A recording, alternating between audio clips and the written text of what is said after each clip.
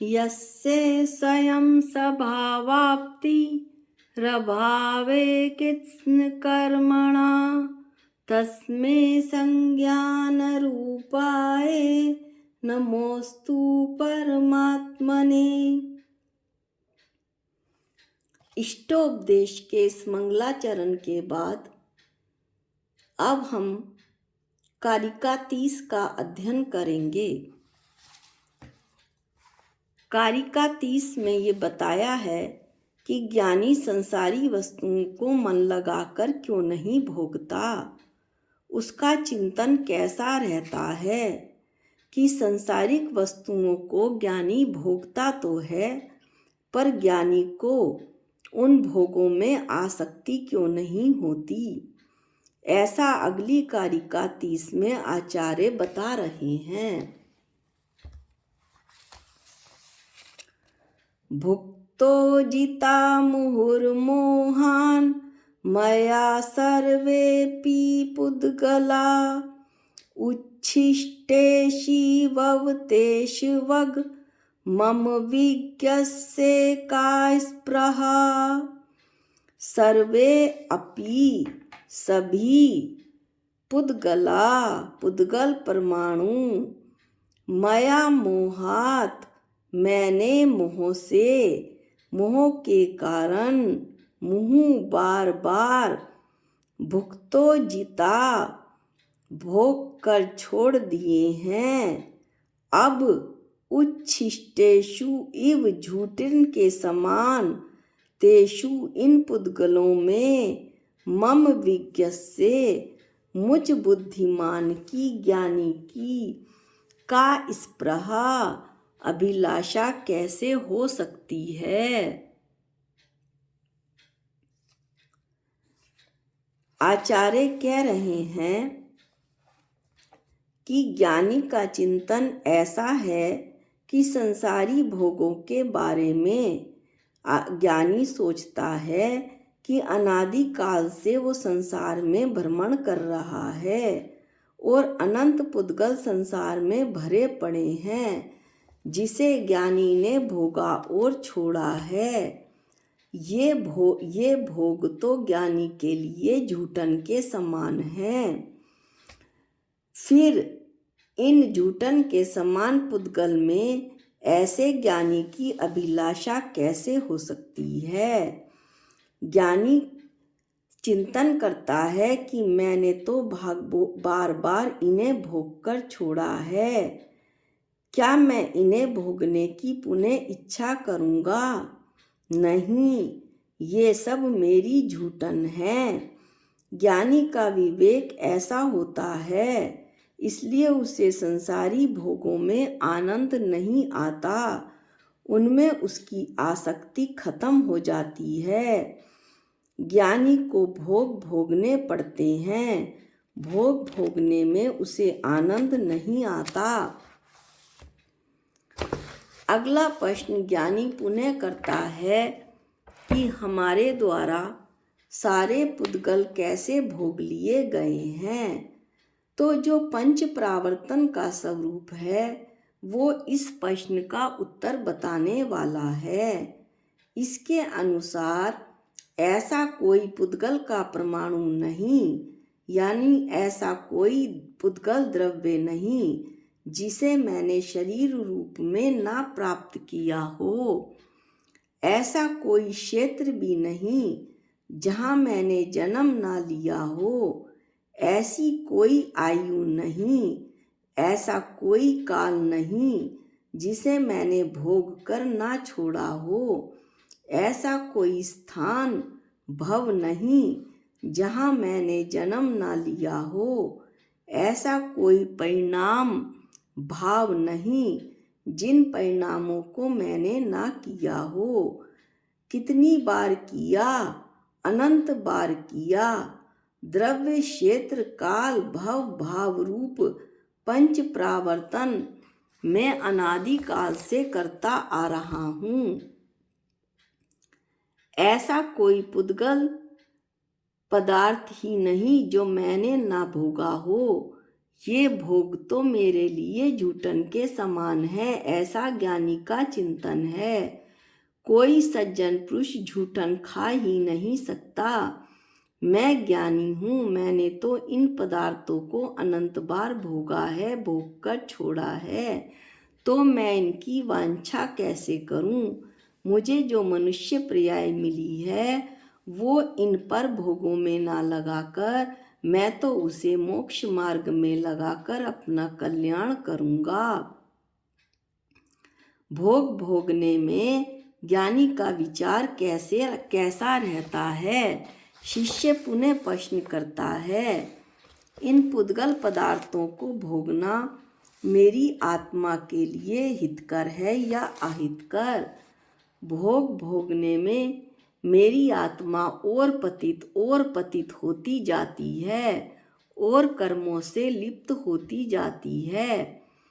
वह सोचता है कि मैं ऐसे भोग क्यों भोगूं जिससे मेरी आत्मा और मैली हो जाए, इसलिए वो इन भोगों में आसक्ति बिल्कुल नहीं करता।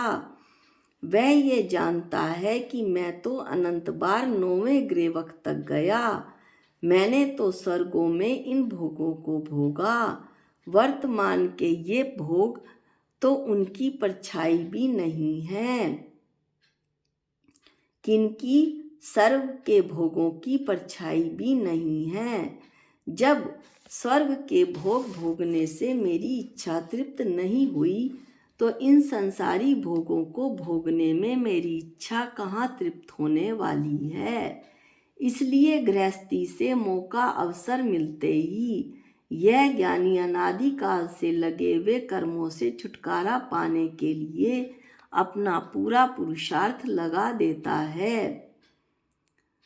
मनुष्य पर्याय पाकर भी जो भोगों में लगे हैं, जैसे मैं मिथ्या दृष्टि, वे अज्ञानी हैं, मिथ्या दृष्टि हैं। वे ये नहीं जानते कि मैं कौन हूँ और ये पुद्गल द्रव्य, पुद्गल भोग क्या हैं। ये पर हैं और मैं तो सब हूँ, चेतन भगवान आत्मा हूँ। इस गाथा में जो मोहात शब्द है, शिष्य पूछता है, वो क्यों दिया गया है? तो इस जीव ने अनादि काल से सभी पुद्गलों को भोगा है, फिर छोड़ा है। कैसे छोड़ा है?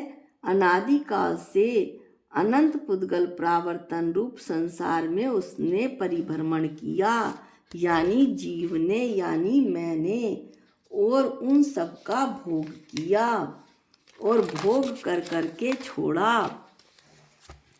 अनंत काल से पुद्गल प्रावर्तन के चक्कर में मैं क्यों लग रहा हूँ?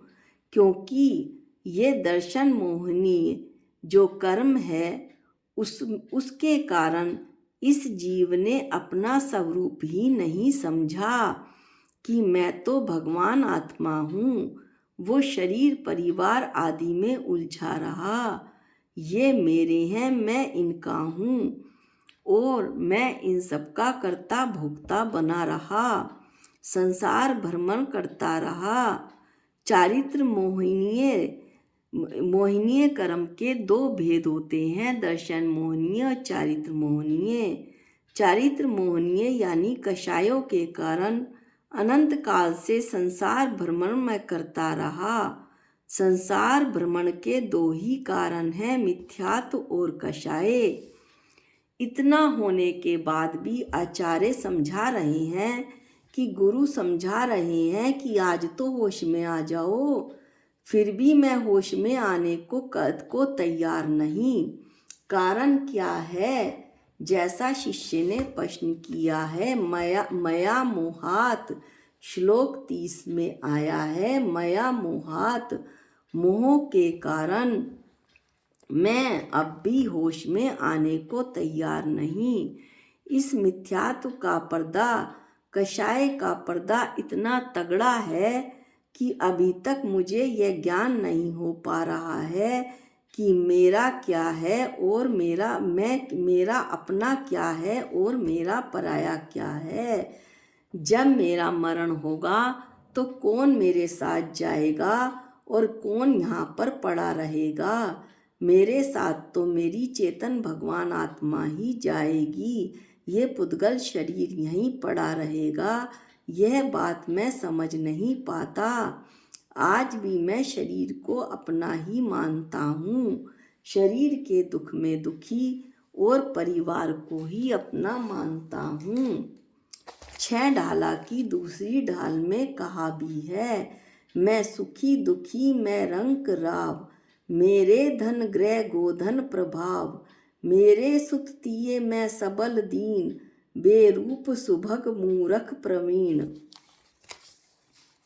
यह जीव तत्व का विपरीत सिद्धांत है, अर्थात मैं चेतन हूँ ऐसा ना मानकर वह ये मानता है मिथ्या दृष्टि जीव कि मैं तो सुखी दुखी हूँ, मैं निर्धन हूँ, मैं राजा हूँ, मैं घर हूँ, गाय भैंस ये मेरे हैं, मेरी संतान है, मेरी स्त्री है, मैं बलवान निर्बल कुरूप सुंदर मूर्ख और चतुर हूँ।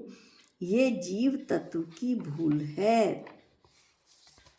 ये सब तो परद्रव्य हैं, ये किसी भी तरह से मेरे हो ही नहीं सकते।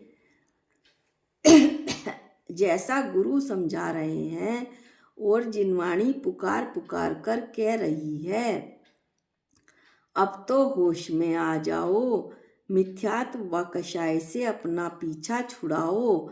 इस पर्याय में हम इतना पुरुषार्थ तो कर ही सकते हैं कि सम्यक दृष्टि बन जाएं, कषायों का शमन करें, व्रतों को धारण करें, अन्यथा ये मनुष्य पर्याय तो अत्यंत दुर्लभ है। अब ये कब मिलेगी इसका कोई ठिकाना नहीं। शिष्य फिर प्रश्न करता है, इंद्रिय सुख किस प्रकार का है? इसके बारे में परमात्म प्रकाश ग्रंथ में क्या कहा है? तो इसका उत्तर इस प्रकार है कि ये जो इंद्रियों के सुख हैं वो 2 दिन के हैं, फिर बाद में यही भोग दुख की परिपाटी को बढ़ाने वाले हैं। ऐसा जानकर हे भोले जीव, तू अपने कंधे पर आप ही कुल्हाड़ी मत चला। इस प्रकार आचार्य कहते हैं कि तू अब ये समझ कि ये जो मनुष्य पर्याय है वो अत्यंत दुर्लभ है। अब मैं जानूं कि सबसे मेरी रक्तता हो और पर में मेरी विरक्तता हो, और मैं ये जानकर भेद ज्ञान करके अपने कल्याण के मार्ग को प्रशस्त करूं। आज के वीडियो में इतना ही। जा वाणी के ज्ञान से सूझे लोकालोक, जो वाणी मस्तक नमो सदा देतु हूँ धोख। हे जिनवाणी भारती तो है जपू दिन रैन, जो तेरी शरणागते वो पावे सुख चैन। सबको जय जिनेंद्र।